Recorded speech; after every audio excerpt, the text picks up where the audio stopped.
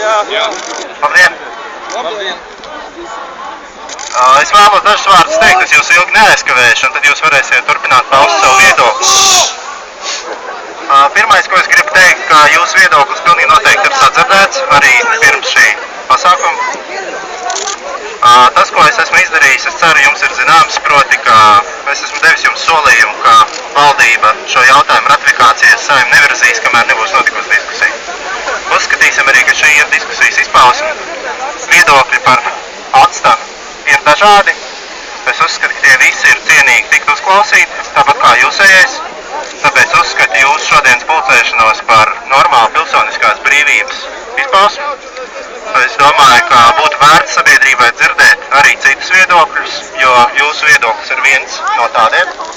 Un šādas diskusijas mēs rīkosim tā kā tas, ko es jums šodien varu teikt, pilnīgi droši, ka nekādas steigas no Latvijas puses, lai pievienotos šim dokumentam, nebūs.